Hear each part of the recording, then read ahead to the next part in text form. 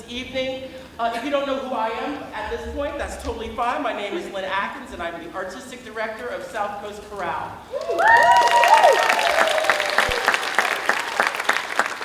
And we'd like to welcome you to this evening that we're calling Sincerely Yours, Pauli Murray.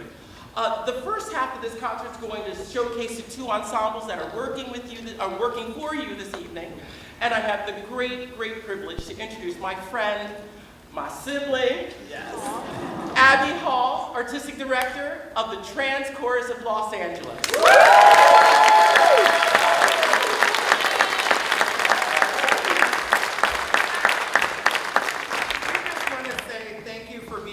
Tonight. So sit back, relax, get to know who Pauli Murray is, was, and will ever be in our hearts and minds. And also, I would be remiss without giving it up to our two amazing conductors, Alana Valga right there.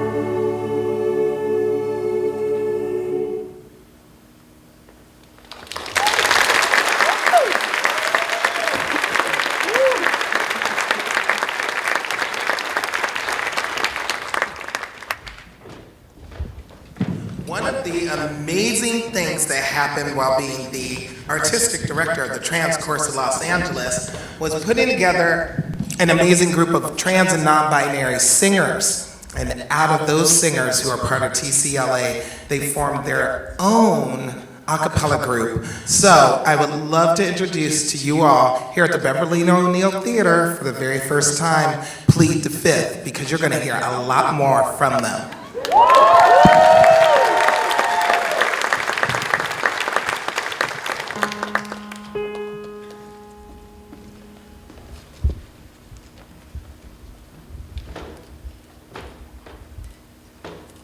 Alabama's got me so upset. Tennessee made me lose my rest. And everybody knows about Mississippi, goddamn. Ooh, Alabama's got me so upset. Tennessee made me lose my rest. And everybody knows about Mississippi, goddamn. Goddamn, can't you see it? Oh, can't you feel it? Oh, it's all in the air. I can't stand the pressure much longer. Somebody say a prayer. Alabama's got me so upset. Tennessee made me lose my rest. And everybody knows about Mississippi, goddamn. Hound dogs on my trail, school children sitting in jail, a black cat crossed my path. I think every day's gonna be my last. Lord, have mercy on this land of mine. We're all gonna get it in due time. I don't belong here, I don't belong there. I even stopped believing in prayer. Don't tell me, I'll tell you. Me and my people just about you. I've been there, so I know. They keep on saying, go slow. But that's just the trouble. Too slow. All across the nation. Too slow. Feel the frustration. Too slow. Waiting for liberation.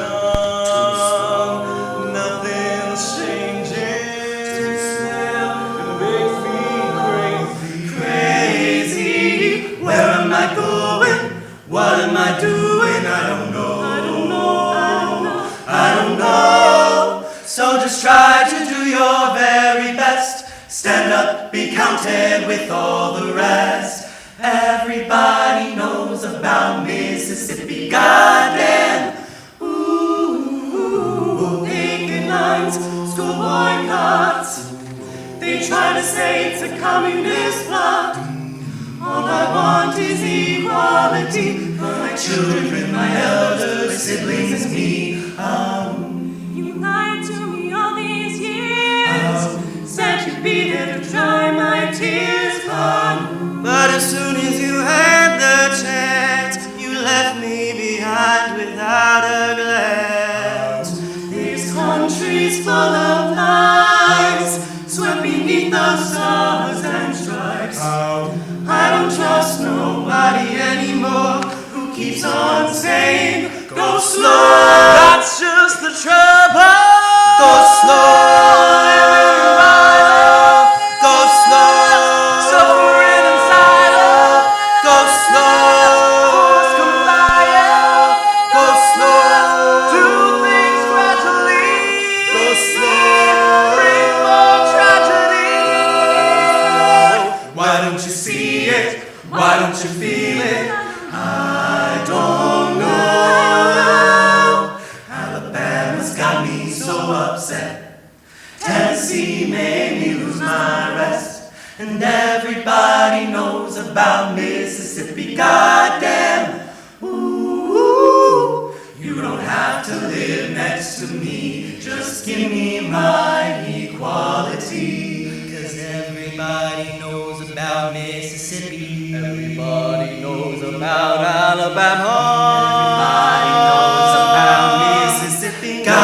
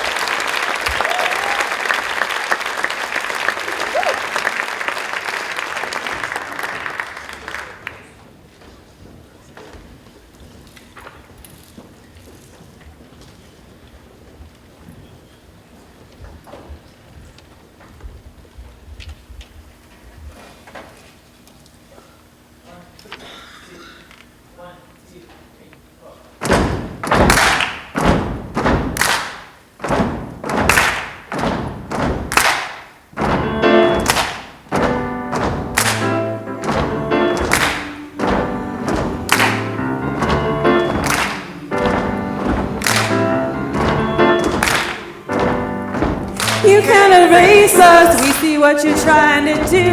Our friends embrace us. We've resisted longer than you. We won't be silent, witnessing you breaking the law. Won't take your violence. We see all the harm that you cause. This time you've gone too far. Corruption at the highest bar. Sycophants and loyalists are lying for the czar. The government's betraying us, obeying, decaying. They're trying to play us and degrade us, but can't silence who we are. Scheming with your billionaire friends. We know all the damage they had. All the crimes you seem to commit. Show them all that you're unfit. This time you're going too far. Corruption at the highest bar. Sycophants and loyalists are lying for the czar. The government's betraying us, obeying, decaying the mind, playing in the praise. Silence who we are. We won't stop, we've come too far. We're gonna protect all of ours. You blame us to hide your greed, and you're gonna watch us succeed. This time you've gone too far. Corruption at the highest bar. Sycophants and loyalists are lying for the czar. The government's betraying us, obeying, decaying. Trying to play us and degrade us, but can't silence who we are. You're on the wrong side of history. To know your end of victory. To know you'll be exposed. Look, the emperor has a code. No. You can't erase us. Our friends embrace us. We've resisted longer than you. We won't stay silent. Witness now. breaking the law. Take your violence. We see all the harm that you Tell them now. This time you've gone too far. Whoa. Sycophants and loyalists are lying for the czar. Yeah. Betraying, obeying. Silence who we are. You can't erase us.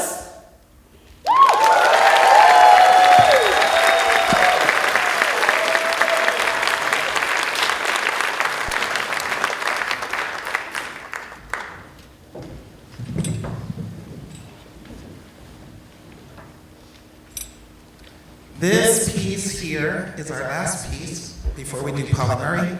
And this is a song that we sing to all of our youth. Those kids right over there. Can't look over there, I'll cry.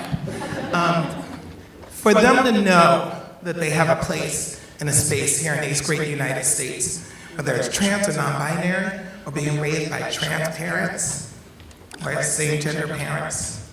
This is for you.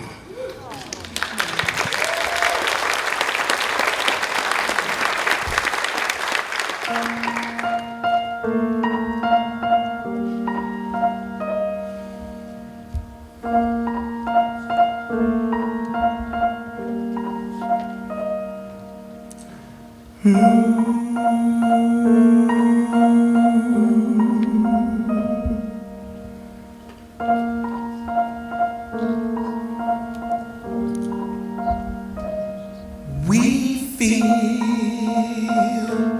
we hear your pain, your fear, but we're here to say who you are is okay, and you don't have to go through this on your own. You're not alone. You have more friends than you know. Some who surround you, some you are destined to meet. You'll have more love in your life. Don't let go, give it time. Take it slow. Those who love you the most may need more time to grow. It's gonna be okay. You have more friends than you know.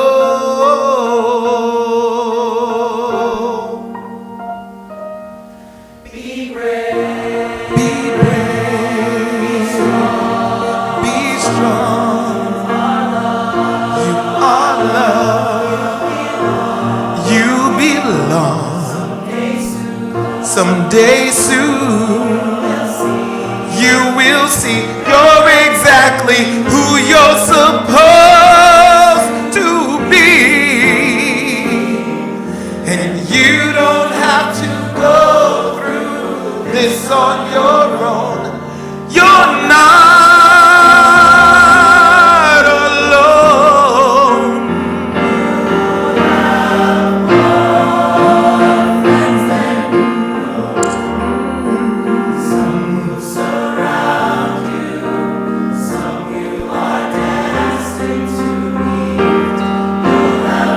You'll have more. Give it time. Those who love you the most may need more time to grow. It's gonna be okay. You have more friends than you know. Tell them, TCLA. Learn to forgive. It's not about who you love, but how you live. How you live. You have more friends. Some who surround you, some you are destined to meet. You'll have more love in your life. Don't let go. Take it slow. Take it slow. Those who love you the most may need more time to grow. It's gonna be okay. It's gonna be okay. You're gonna be okay. You have more friends than you know.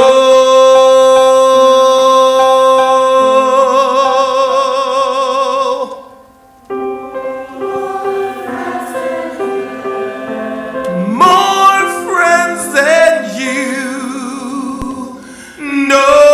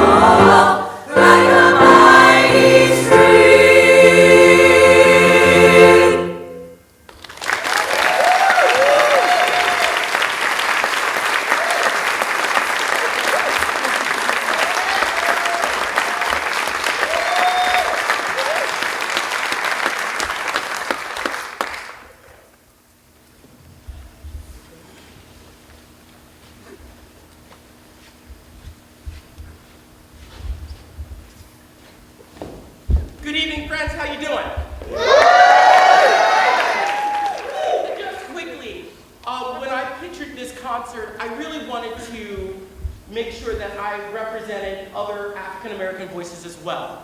So I made sure that our set this evening, with the exception of one song, is all African American composers. I wanted to just give you a little bit about this next composer, Undine Smith Moore, a modern composer from the 21st century, born, raised, lived in Richmond, Virginia, became a really, really wonderful composer, but whose music, whose voice, one might say, never got heard.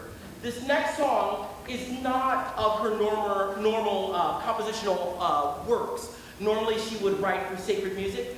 This piece she wrote for an elementary school chorus. And while we're not elementary school chorus, I think the words of this song are so strong and so potent that I couldn't ignore putting this message in front of you.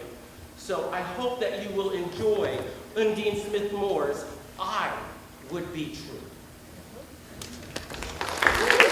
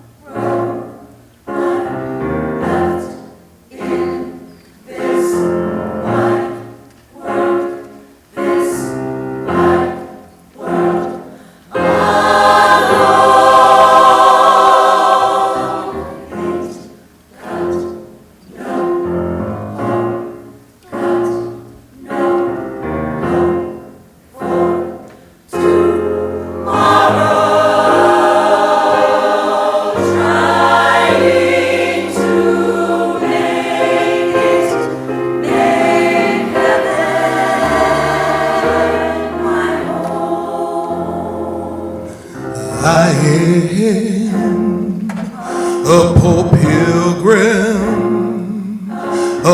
pilgrim of sorrow. I walk through this so wide world, oh Lord, I ain't got nobody,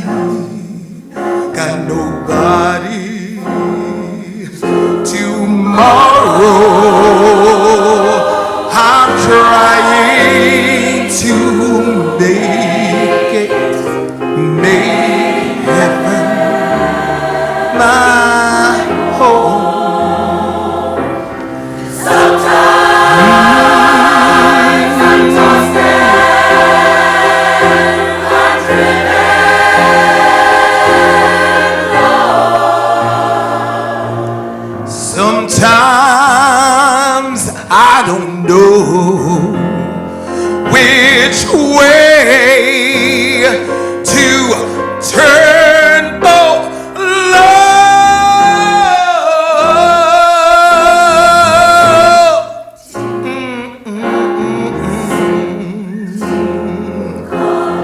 Heaven, trying to make it, make heaven my home. Sometimes I'm tossed and I'm driven low. Sometimes I just don't know which way to turn, oh Lord.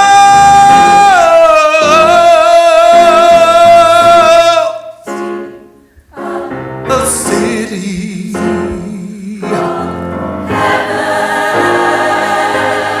trying to make heaven my home.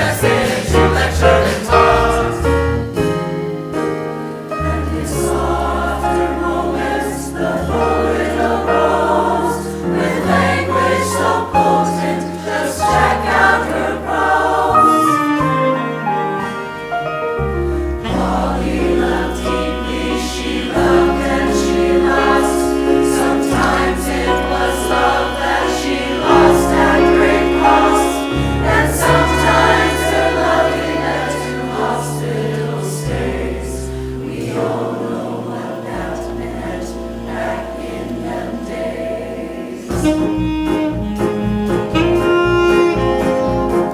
words and writing changed our legal court system. Title IX and women's rights advanced through her wisdom. Poet, lawyer, activist, she knew no restraint. Ordained as a priest, they even made her a saint. You think you know? Baby, you don't know what we know. But when we're through, you're gonna know. You're gonna know. Pauli Murray, you're gonna know. Pauli Murray, you're gonna know. Pauli Murray. Sincerely yours, Pauli.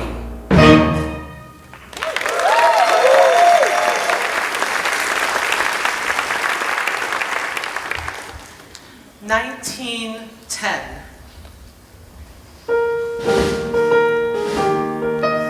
The suffragette movement was in full force. 10,000 New Yorkers gathered in Union Square demanding that women be given the right to vote. The Urban League was founded to help the lives of black people. James Shepard started the first college for black students in the state of North Carolina on the tail of founding the NAACP. And in 1910, Pauli Murray Whose birth name was Anna Pauline. was born in Baltimore, Maryland. Pauli's mother died 4 years later, not long after giving birth to her 6th child. Her father, having a full mental breakdown, was institutionalized, So Pauli was adopted by her Aunt Pauline. whom she was named for. Aunt Pauline took her back to Durham, North Carolina to live. All throughout her life, Pauli never felt terribly feminine. She felt she had been born into the wrong body, wrong gender. And most times, secretly, I agreed with her. I would watch my little niece ripping and running through the neighborhood, holding her own with all the little boys, attacking every situation with strength and confidence and words. She could clearly articulate her stance, whether it be verbally or putting pen to paper. She knew exactly what to say. But the one thing that took all of Aunt Pauline's strength and confidence was to get Pauli to wear a dress. After all, it was 1918. Finally, we struck an agreement. I would allow Pauli to wear boys' clothes all through the week. She could even wear them to school. But on Sundays, when she went to church, in front of God and everyone, Pauli had to wear a dress.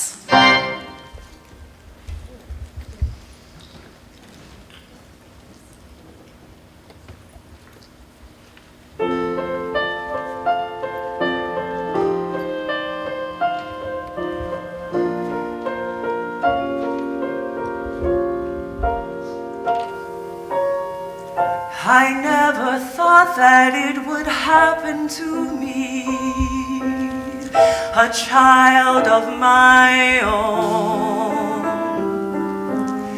I always thought I'd live my life childless and alone. Then Pauli came into my life, a joy from the start, vexing at times and really stubborn to boot. That's what stole my heart. This girl, this boy has entered my life, my boy girl.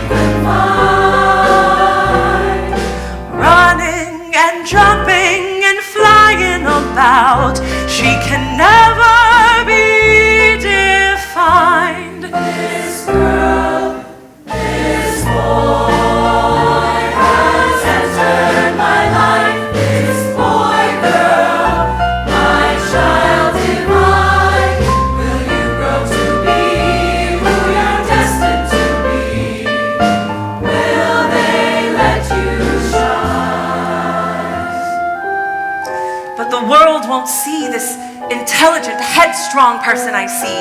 They'll see Pauli in their own narrow view, calling Pauli a mannish, uppity, colored girl. I feel they'll contain her. Restrain her. They'll try to control her. Stop her. Hold her. Don't hold her back. Let her be free. Let her be who she'll be. This girl, this boy, this precious child, this boy, my boy girl Pauli. Will you grow to be who you're destined to be? Will they let you shine? Pauli, boy girl, mine.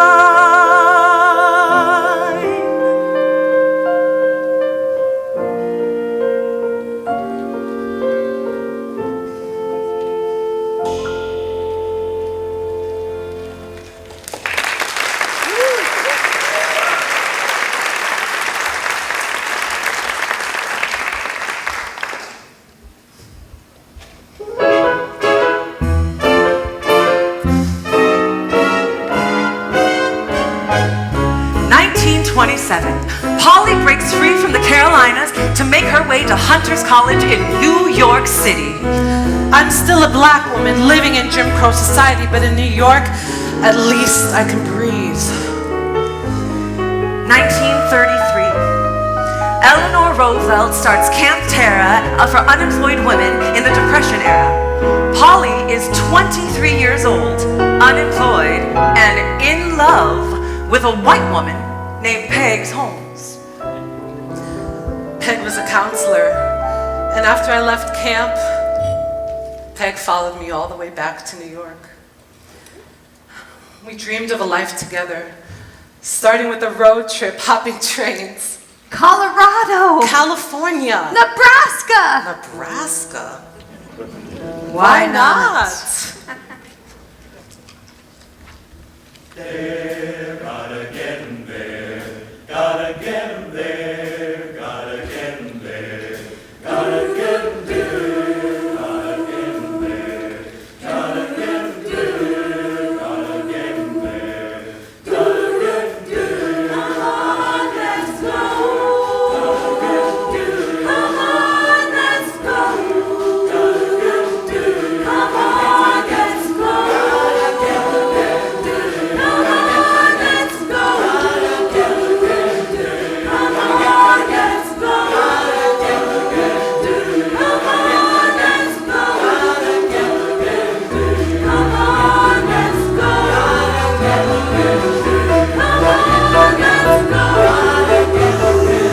If we go from here to there, then we've got no money for the train fare. To us at the end of the day, 'cause Jim Crow always gets in the way.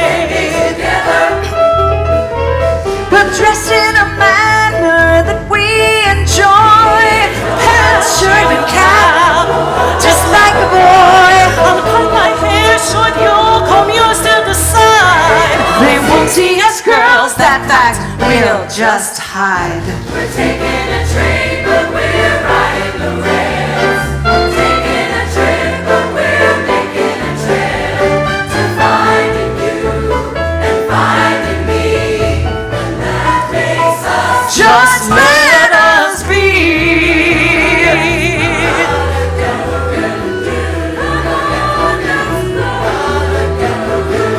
We'll ride a freight train, I'll show you how. Grab my hand first, run and jump on now. Just settle in and feel the train sway. Then shout hooray, 'cause we're on our way. taking a train, but we're riding the rails.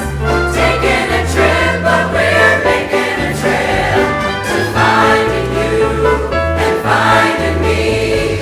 And that makes us just let us be.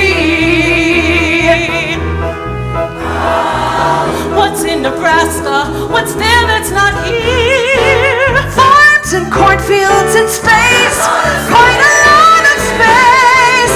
We could be by ourselves and do what we like. I wouldn't mind that. Could we make a life for ourselves out in Nebraska? I'm afraid to imagine it could happen. From New York to Pittsburgh and on to Cincinnati. Takes the love of my life, and I want her to know my love, my dreams. How much can I show? Our heart will be strong. She has to admit so many things in common. We're a perfect fit. Everything is happening so fast. I want to make the memories last. We have a chance to be free.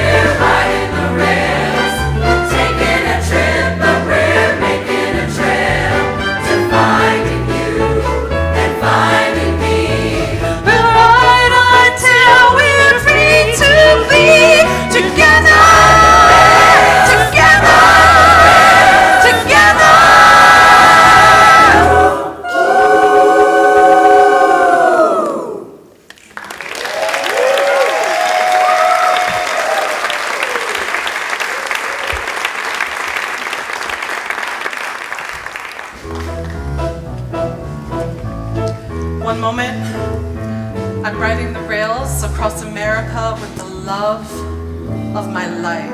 And the next, you're hugging the rails of a bed at Bellevue Mental Hospital trying to create some semblance of sanity because Peg, she couldn't tell you she was going to marry a man?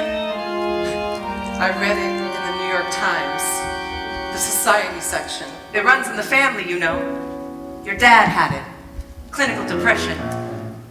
I loved her so much.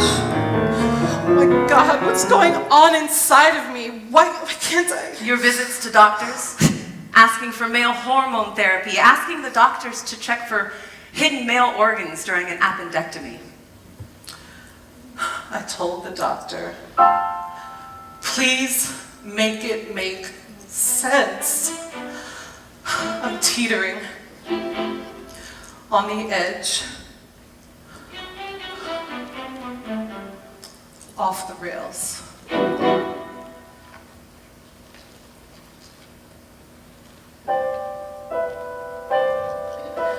You and I, the perfect pair. I fell for you along the way. I long to hear you love me back. I waited for the day. You said, darling, stay right here. I'll wait in your return. I barely breathe, I didn't dare. I know how much I yearn.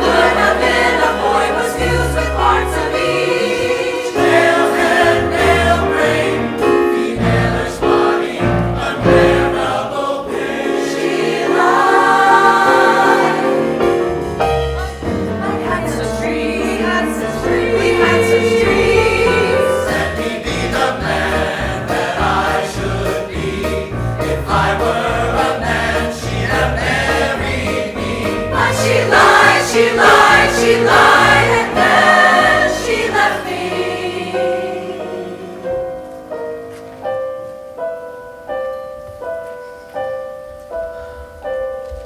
My heart is broken into pieces. I can't pick up I cannot find the pieces. And now I have no words.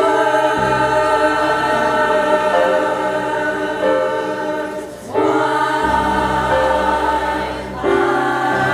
can you find the real me?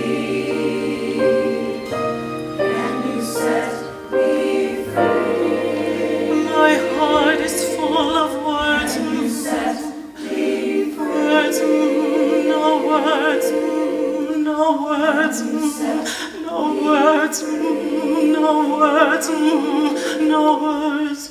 no words, no words, no words, no words, no words, no words, no words.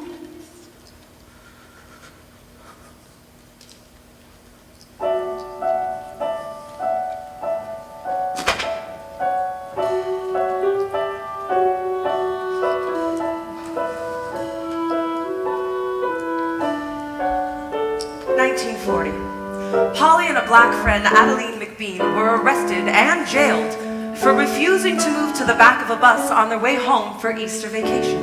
The seat in the back was broken. Besides, I always take the opportunity to protest in the name of justice when the event calls me to do so. I received an arrest warrant. Telegram sent collect to Miss Pauline Dame. Easter greetings, stop. Arrested? Stop. Petersburg warrant? Greyhound bus? Stop. Don't worry? Stop. Pauli. Pauli was arrested 15 years before Rosa Parks refused to move to the back of the bus and sparked the Montgomery bus boycott.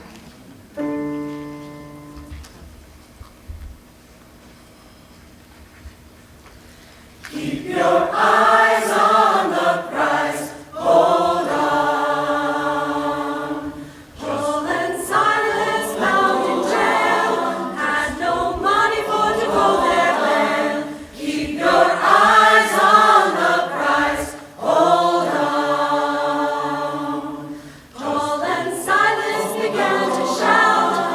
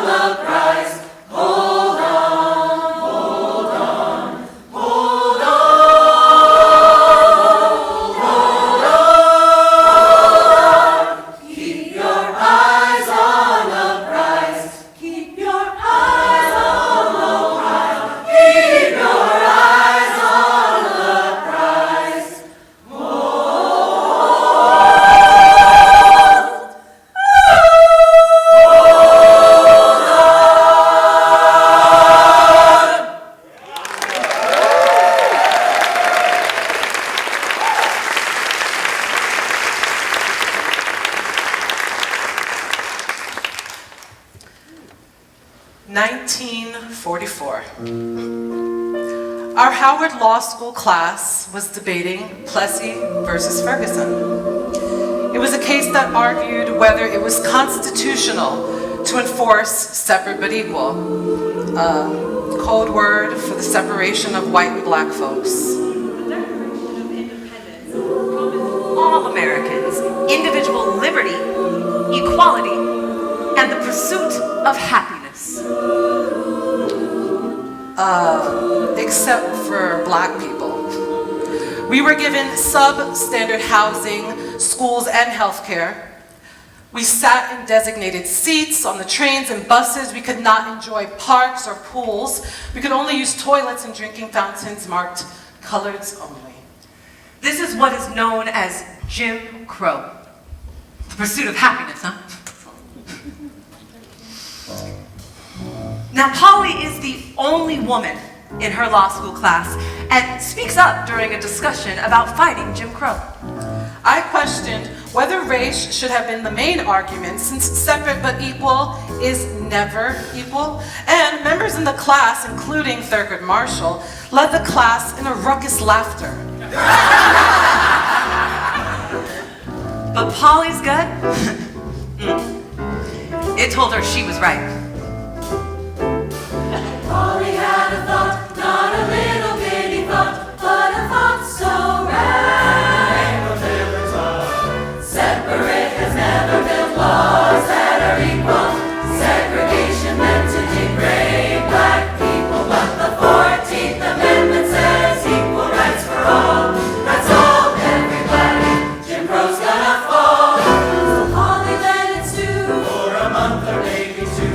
Then she took those fiery thoughts that were boiling up to brew. Let the words stew for dinker-chick.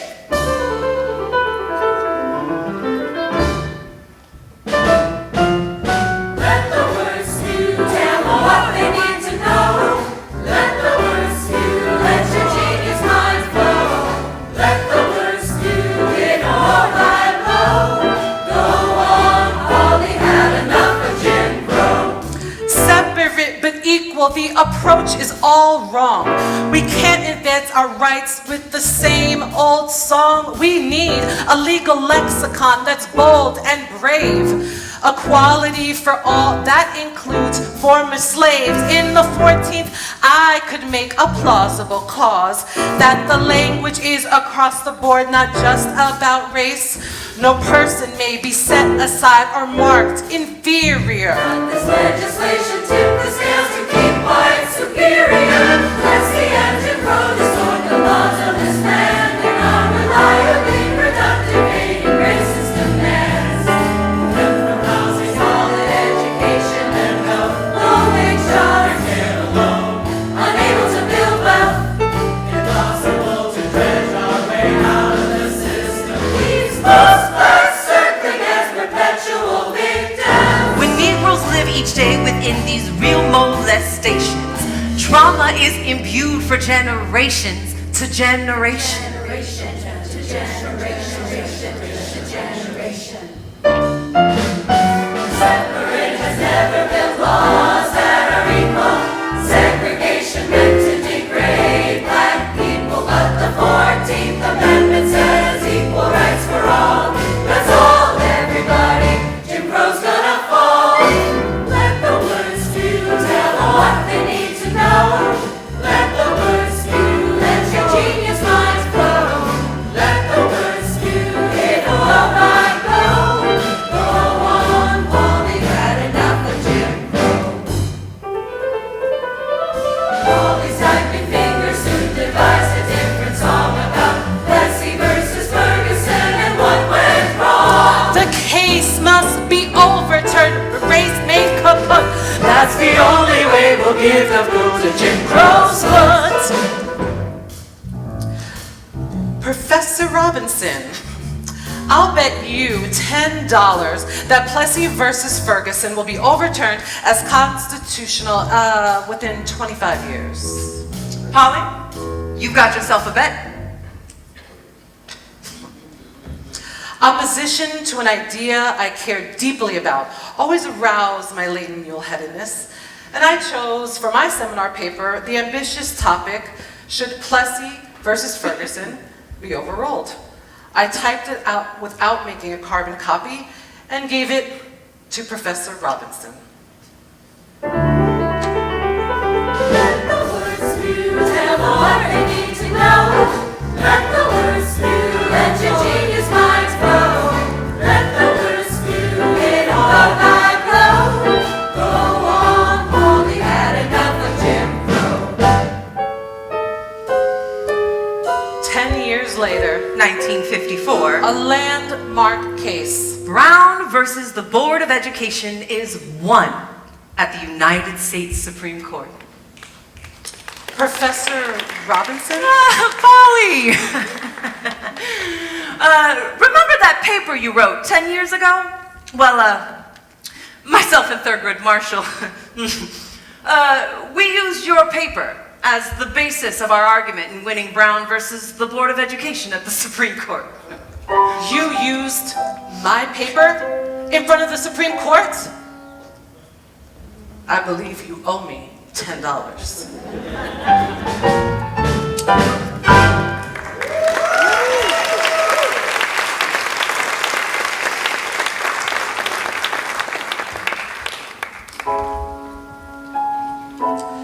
Friendships don't always start off in a positive light. Take my friendship with Eleanor Roosevelt. You called her Eleanor. It didn't start off that way. In 1938, I wrote a terse letter to President Roosevelt and First Lady Eleanor Roosevelt, chastising them for their lack of support in protecting racial segregation in the South. I'm sure that went over well. I called it confrontation by typewriter. But Eleanor responded, and I realized I had a direct line to the president's ears on issues pertaining to black people. I had no idea we would become good friends. Nearly 30 years. I would visit Eleanor at her New York apartment and spend weekends at her cottage in Hyde Park.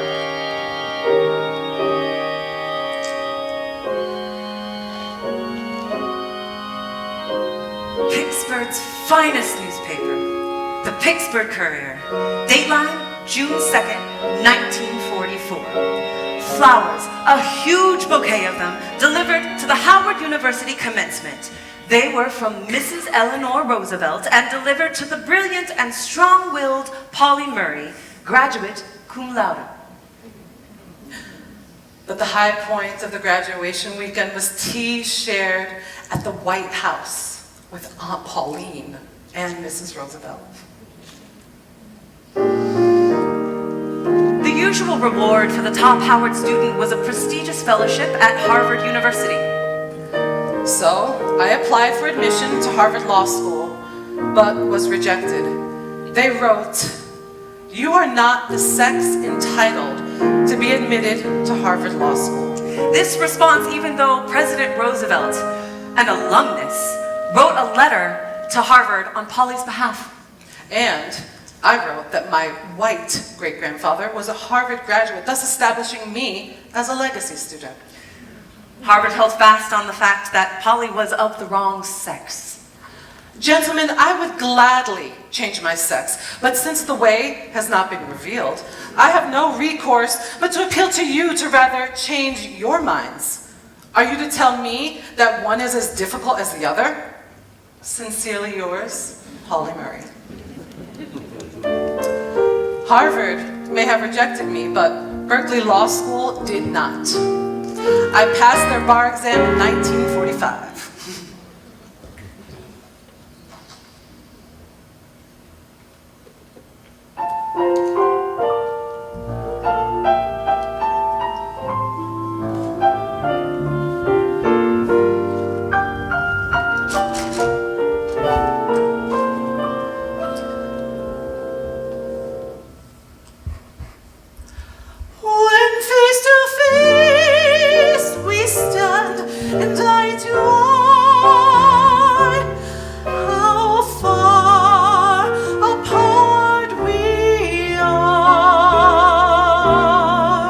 As far they say.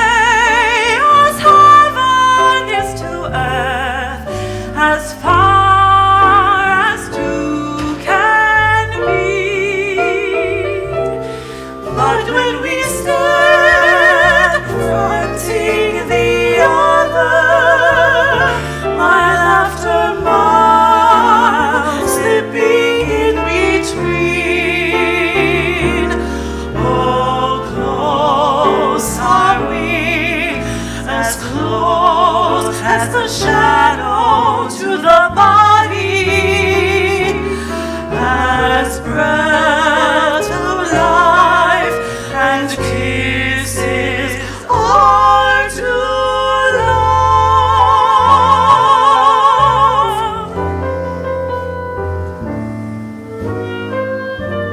11 years after passing the bar, I accepted a job at a prestigious law firm in New York City.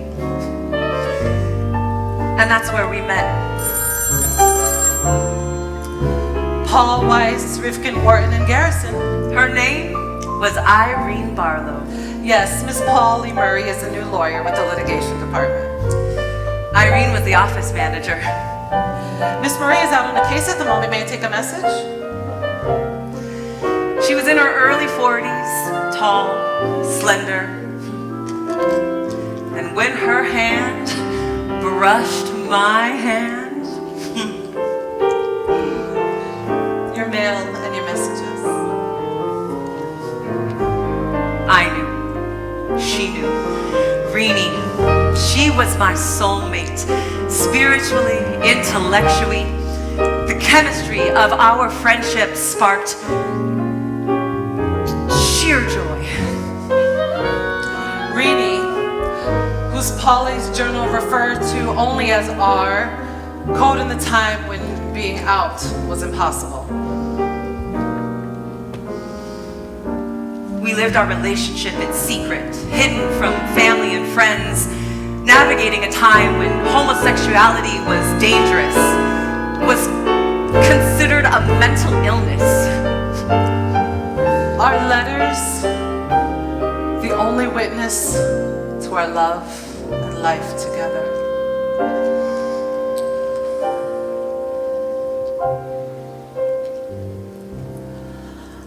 But when we stand fronting the other, my laughter miles slipping in between. Oh, close are we, as close as the shadow to the body, as breath to life, as kisses are to love.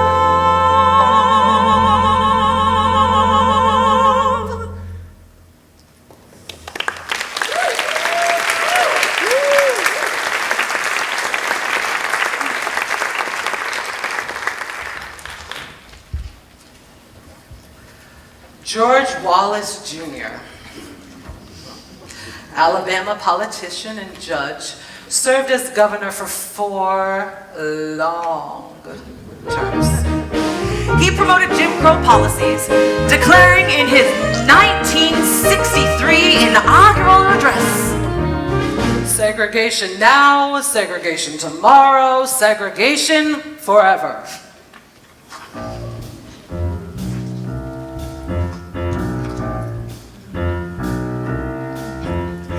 How many times will we have to take a breath before we can breathe with ease?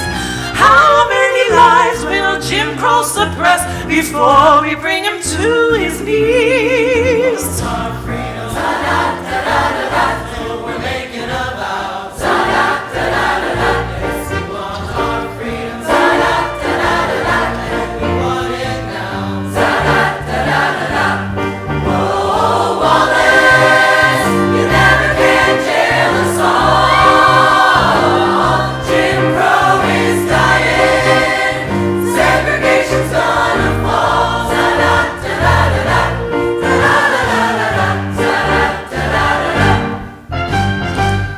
For 3 decades, Pauli had been on the front lines, protesting and marching. But by the early 1960s, Pauli led from behind. Her typing fingers flew, her legislation research expanded, and as a teacher, she inspired young activists now on the front lines. one person plus one typewriter constitutes a movement. We're fighting for our rights, and the fight is real.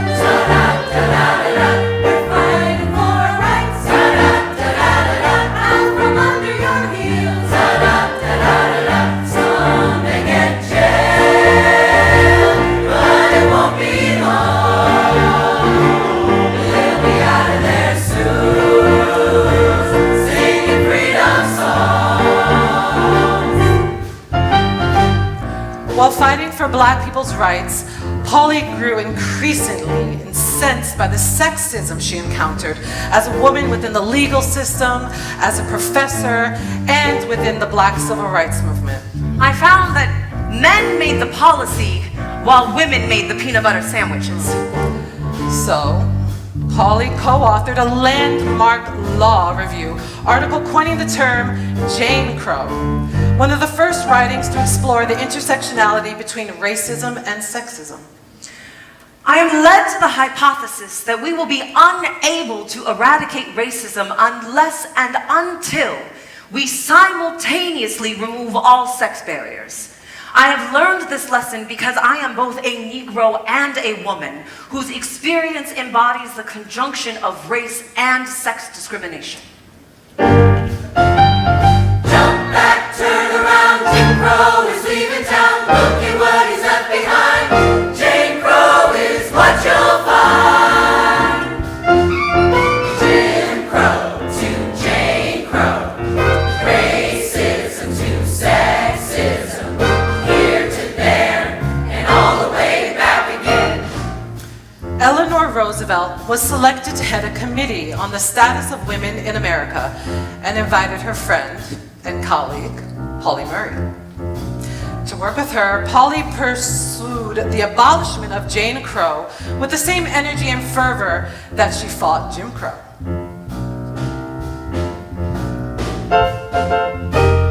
I fight the good fight and I turn around. Another battle and I get knocked down.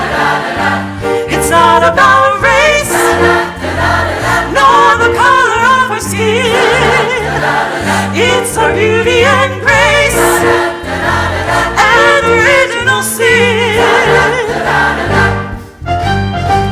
President John F. Kennedy needed to help as he considered his support of the Equal Rights Amendment. So he appointed me to document all laws in every state of the nation that discriminated against women on the basis of gender. I'm getting up to fight for women this round. I got my dukes up. Let the starting bell sound. How many times will we try to take a breath before we can breathe with ease? How many lives will Jane Crow suppress before we bring her to her knees? The Civil Rights Act of 1964 was written to prohibit discrimination on the basis of race, color, religion, or national origin in hiring, promoting, and firing. Due to the shenanigans of a congressman who didn't want the Civil Rights Act to pass, the word sex was added at the last minute to include protections for women. The congressman was pretty sure that the majority of the House and Senate, being 99% male, would never vote to pass the bill once sex was included in the list of prohibited discriminations. After all, it was 1964. Every man on the face of the earth knew that a woman's place was in the kitchen, in a church pew, or in the bedroom. Under a thumb, under a foot, always deny, always refute, like an old boys club, tear down a brute, hit with a strap, kicked with a boot. This was a big moment for women organizers who held their breath. Did anyone in Congress actually read the bill? Like, really read it? Title VII of the 1964 Civil Rights Act Passed, which meant that discrimination was against the law on the basis of race, color, religion, national origin, and sex. Let's hear that roar on the floor for the Civil Rights Bill of 1964.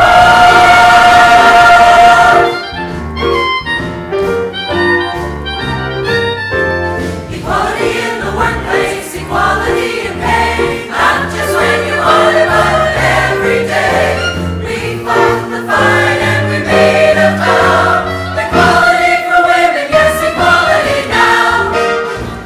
Title VII opened the door for women's equal rights. But now, the challenge was to ensure that laws were enforced. Pauli's documentation of sex discrimination for JFK provided a key starting place. I worked with Betty Friedan and a coalition of 26 other women to form the National Organization of Women, or NOW. In 1966, NOW became for women what the NAACP did for colored people. It kept the bill from losing its bite. Equality in the workplace, equality in pay, not just when you want it, but every day. We fought the fight and we made a vow. Equality for women, equality now. Equality for women, yes, equality now.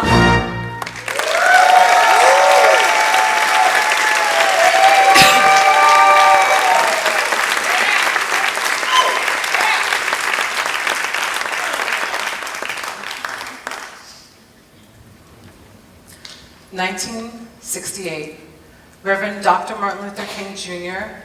is killed, and Pauli's Dark Testament poem is read at a memorial service. Sparking the publication of my poetry by the same name. 1968, Pauli accepted a professorship at Brandeis University. I taught classes on American civilization, legal studies, African American studies, and women, gender, and sexuality studies. Rini was my right hand, helping to organize my papers, household affairs, and writings. 1970, The Beatles split up, the Kent State shootings. Nixon signed into law an amendment to the Voting Rights Act, lowering the age to 18. 1971.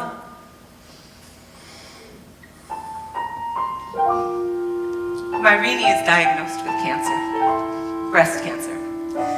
The surgery bought us some time until the brain tumor when Rini lost the use of her right arm. 1973, Billie Jean King defeats Bobby Riggs on the tennis court in the Battle of the Sexes. Watergate investigations. Roe versus Wade is decided, making the right to abortions legal. 1973. Irene Barlow, my Rini, passed from this world. I read her the psalms and prayers of our faith to ease my beloved into the next life. Journal, Thursday, March 21st, 1973. Bereavement has been acute. I can never regain what I have lost in this finite life. I am raging in agony, arguing with God, shaking my fist.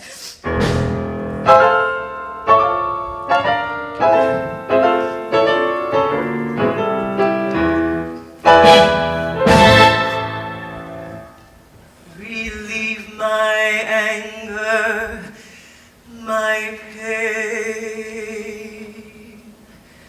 Peace, I need peace. Oh, my heart, my anger and pain, anger and pain. Why gift me with love and then tear it away? My light is gone. My love is gone. I can't go on like this. Why?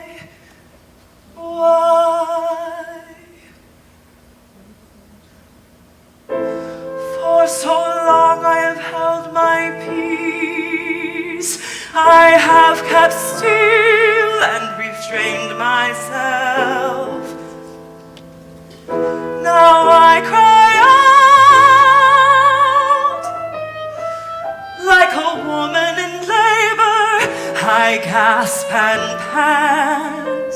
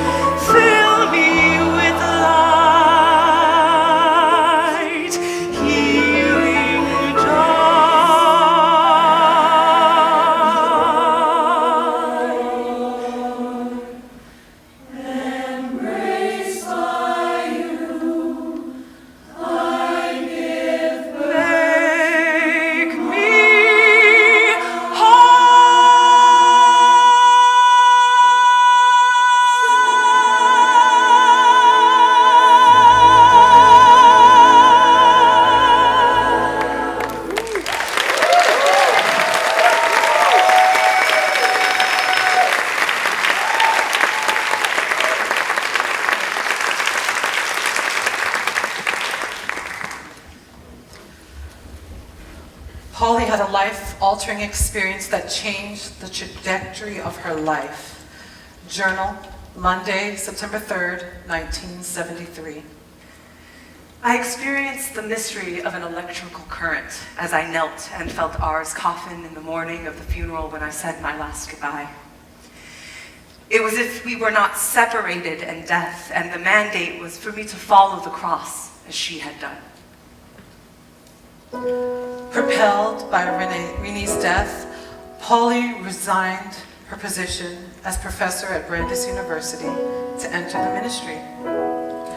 Renee left a life insurance policy, a gift that made this calling possible.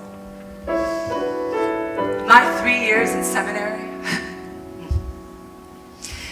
it was far more rigorous than anything I had experienced in law school. At the time Pauli entered seminary, the Episcopal Church didn't allow women to be ordained. It was in the mid-1970s, and women seminarians were at the center of a bitter controversy and targets of blatant hostility. But that didn't stop Pauli. She was up for a new fight. I was the only black woman enrolled and the oldest student at age 63, with more professional experience than most of my professors.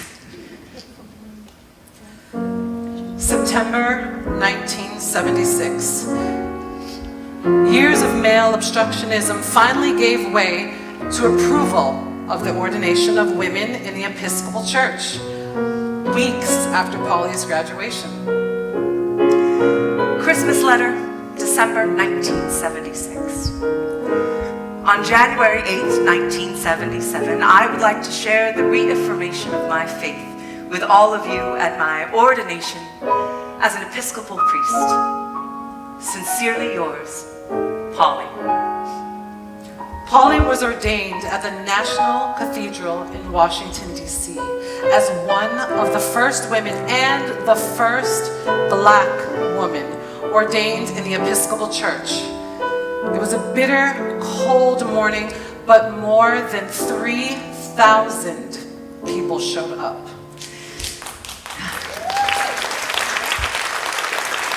I was the last to be consecrated.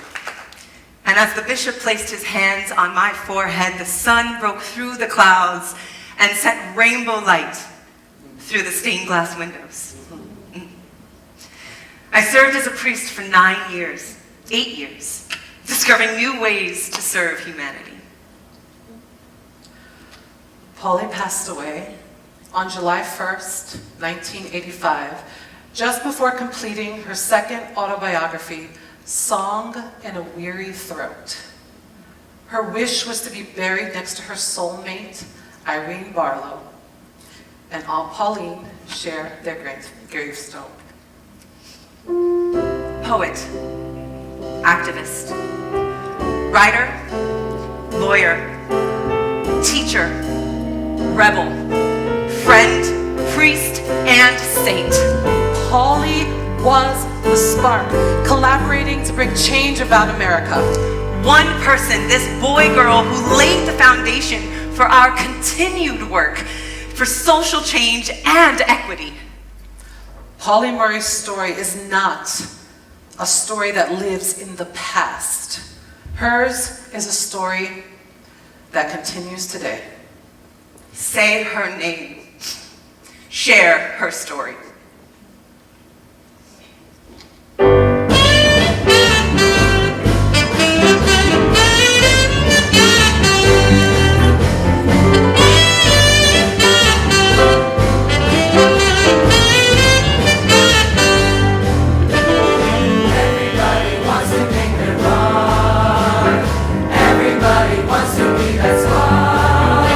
It's what you think of from the very start. To live forever.